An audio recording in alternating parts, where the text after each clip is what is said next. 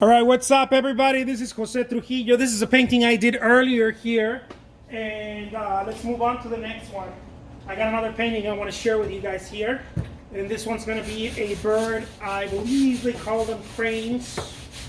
They look like egrets. Some people tell me, no, it's an egret, no, it's a crane. I have no idea. I'll leave it to you. Why don't you put in the comments below what you think it is right now when I paint it, because I have no idea what it is.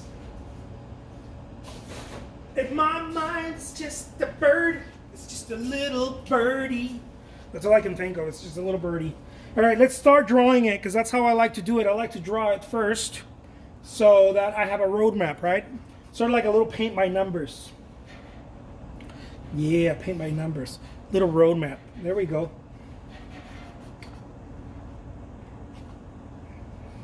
Man, I've been super itchy lately. What's the word? Itchy. Look at that. I've been super itchy, baby. It's the allergies make me itch. I'm gonna blame the allergies. Yeah, it's the allergies. I'm taking some of that Zyrtec. All right, here we go. Look at that. Look at that. Look at that. Ooh. Mucho bueno, baby. Someone told me to stop saying baby. Whoever told me to stop saying baby, I won't stop saying baby. Love saying baby. If I'm not the world's greatest living artist, I certainly am the world's most annoying artist ever. I gotta be something, guys. I gotta be the world's something. The world's awesomest. And no, I'm not asking people for what you guys think I am, the world's what. No. I have my ideas of who I am, the world's greatest living artist, the world's awesomeness. Anyways, guys, look at what I'm doing here. Okay, enough with the jokes now. Look what I'm doing here. I'm doing the whole drawing with this little baby. Okay?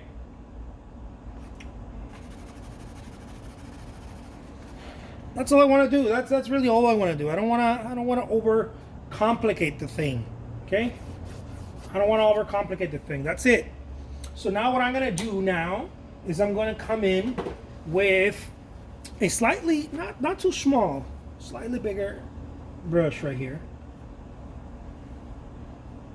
It's a flat brush, and I'm going to start going after the peak right here, right? The little face, the peak.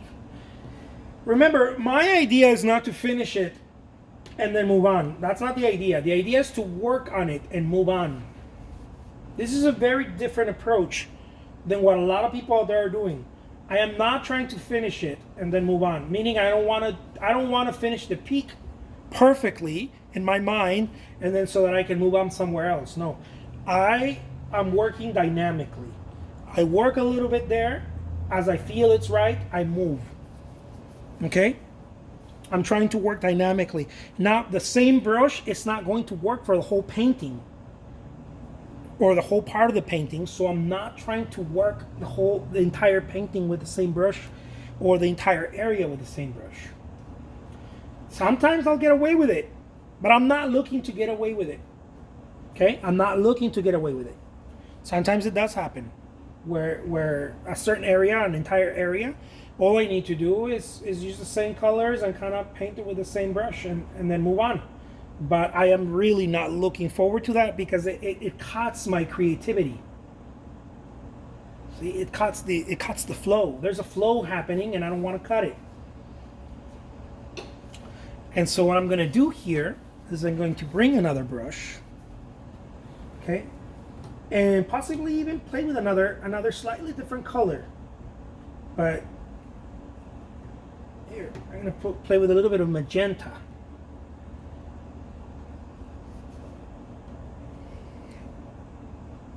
Okay. Now I'm not trying to hurry up, but I do want to keep moving. It's extremely important to keep moving because you don't what you don't want to do is cut the flow. There's a flow happening, and you got to catch it. It's sort of like jumping rope. If you're not paying attention, you'll cut the float, right? You ever played jump rope with other, when you were a kid? It was like if you didn't pay attention, that rope smacked your face or made you trip. It's the same way. There's a flow happening, and you have to keep your eye on the ball and listen to what it needs, right? Because the entire painting does not need the same thing. The entire painting needs different things, and it's you to approach it in a different manner.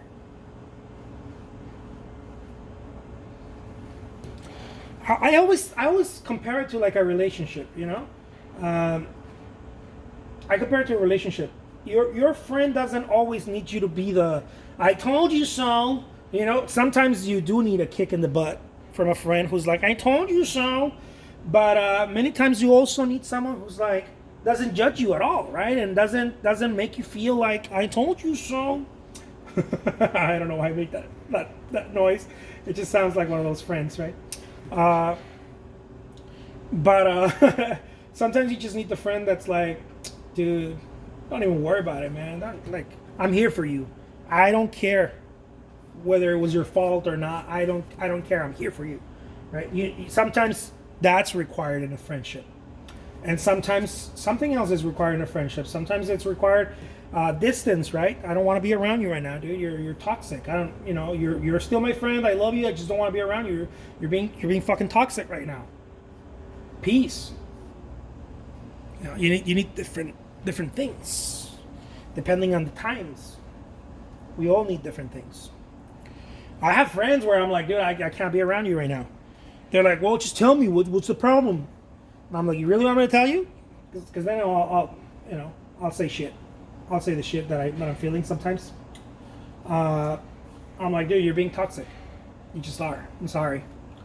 You're working on some shit right now in your own life. I don't get it. I know I don't need to get it, but I just know that you need some time alone right now. Peace. And if you really need my help and you need me, I'm here for you. But right now, you're being a dick. Later." Later. Yeah, I have had to say that to some people sometimes, and I had people tell me that too, because again, it's that's a good friendship has different things happening in there. A good relationship, not just a friendship, right? Sometimes my wife is like, most of the time, she's like, "Baby, I love you. You're awesome. You're great. You're doing everything great." And sometimes she's like, "Dude, hey, dude, you're being mean right now. All right, put your shit together. I don't like the way you're acting." And a lot of times she's right. A lot of times she's right. I'm just, And so you need that in a relationship. You need something. You need to change, baby. You need to change. And see, if you don't pay attention, you'll keep using the same brush. Right? I was thinking about relationships and whatnot, and I kept using the same brush, and that puts you in a funk. I'm not even playing around with you guys. That kind of put me in a funk right now, where I was like, "What am I doing again? Oh yeah," and I have to jump and use something else right away because it puts me in a funk.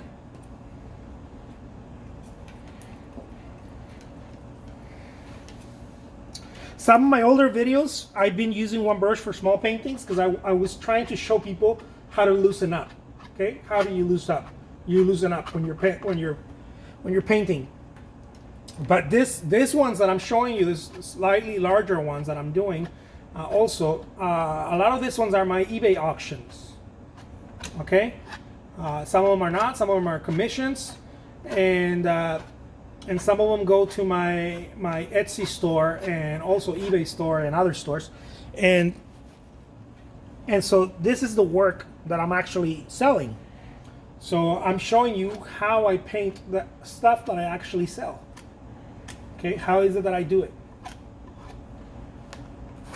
So I'm not just trying to show you how to remain loose, but I'm trying to show you how do you remain creative. You cannot be, you cannot, you don't have to. I'm not going to say you cannot because It's too totalitarian, and only a Sith Lord is totalitarian. Only a Sith Lord. It speaks in those totalities. But you don't have to. You know, you don't have to use the same brush. You don't have to do it the same way. You can change it up a little bit. And what I found out in my personal experience, that sounds funny. What I found out is that I become very creative when I change up my approach. And so I'm always, this is something that I think Picasso tapped into in his prolific career. People were always saying, "Oh my God, Picasso's always changing. Picasso's always changing. His stuff is so." See, Picasso didn't stay a cubist. Picasso changed so much, you know. Picasso at some point was an impressionist, and then a post-impressionist, right? And then at some point he was dabbling with cubism and expressionism and whatnot. Picasso was always changing, and then he went back, tried to do classical work. Anyways, all kinds of stuff, right? He was always changing, not classical in the way that we think of classical in the books, but more like more like Botero, where he used a lot of classic type of figurative work and using volume in order to make his expressions.